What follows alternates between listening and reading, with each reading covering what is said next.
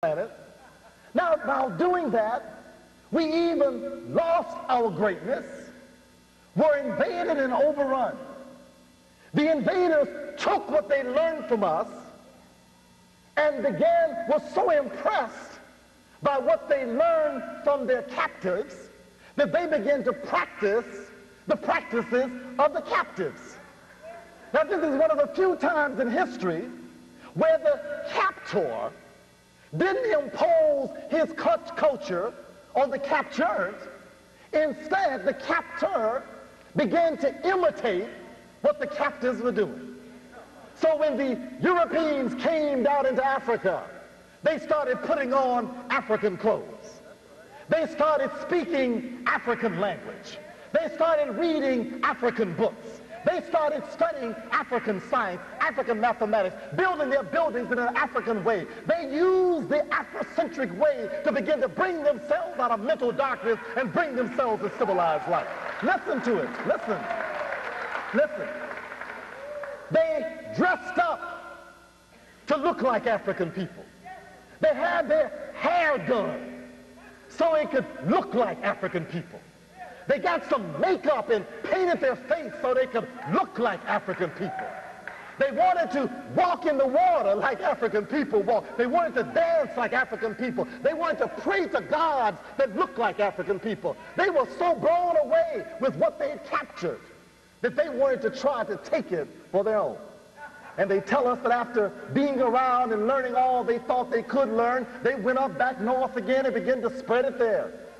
And they brought it into Greece, and Greece began to teach it all around southern Europe, and Greece passed it on to Rome, and Rome began to carry it all around. And then, because it was a greedy imitation and not a genuine internalization, because they were simply dressing in what they saw rather than internalizing what they understood, because they were wearing the kente cloth but not changing the kente mind, because they were going to the pyramid but not experiencing the transformation symbolized by the pyramid, because they were trying to speak the language but not coming into the holistic spirit of what the language did to the soul while going into the ear, reverberating in the spirit and transforming the inner person. Because they couldn't do that, before long the Greeks and the Romans went right back into darkness, and Rome fell back, and Europe fell back into the Dark Ages.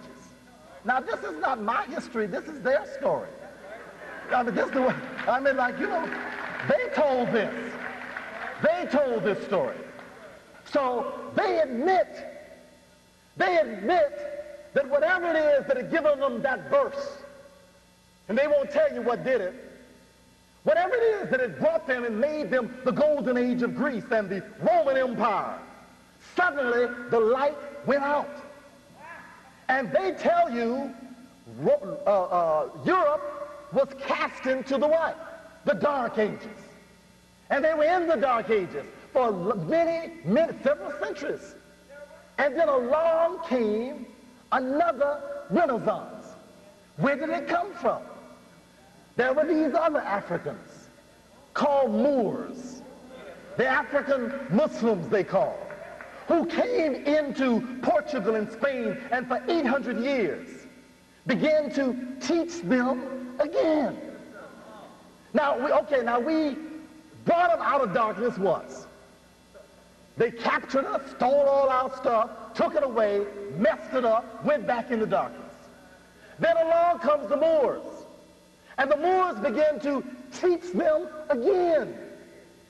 The relationship between science, mathematics, spirit, morality, the cosmos above, the cosmos below, the microcosm, the macrocosm, to begin to teach them the whole relationship between things that operate as one, even though given the appearance of diversity and multiplicity. Begin to giving them the concept of the oneness of God and the power of the Creator which moves through all things. Beginning to give them the understanding that you cannot lead without a moral basis and a commitment to human development in its highest form. Beginning to reteach them the whole concept of a holistic conception of the universe, to begin to put back the kind of the Cartesian dichotomy, which is split up the logic so that they can no longer understand that things belong together rather than all this dichotomous thing of the mind, the soul, the mind and the body being separate, male and female being separate, the person being separate from the collective of which he was a part. All saw that destruction that they put into the system we gave them, we came along again and turned the light back on. Now, rather than them saying, thank you, black folks, thank you, brother Africans, thank you, brother and sister Moore, we sure appreciate your putting on the lights. Because we were about to kill off ourselves because our government was deteriorating. Our environment was deteriorating. Our economy was deteriorating. Our moral life was deteriorating. Our relationships were deteriorating, just like now. And they said they could have said, thank you. But instead, they said, we had a renaissance all by ourselves. One day, Michelangelo just started painting. One day, Raphael just started painting. One day, the Renaissance thinkers just started thinking. They just all by themselves. One morning, voila, I'm thinking again. There's my art. I'm painting again. I'm sculpting again. I'm doing medicine again, science again. We just woke up. The Renaissance is here, children. Let's get it on. That's how we're made to believe. No one credits that the Moorish universities, the geographers and the doctors and the scientists and the rest of them who began to teach them again, taught them again. Look, man, the world ain't flat, the world's round. You won't fall off in no dragon's mouth if you go to the other side. And then people like Columbus begin to steal the maps and study with the geographers and begin to explore a little bit and found out it sure is round. And then they discovered America and discovered the New World and discovered how to get east by going west while reading the damn maps we gave them. The idea was that there was a loss of respect for what they'd been given. So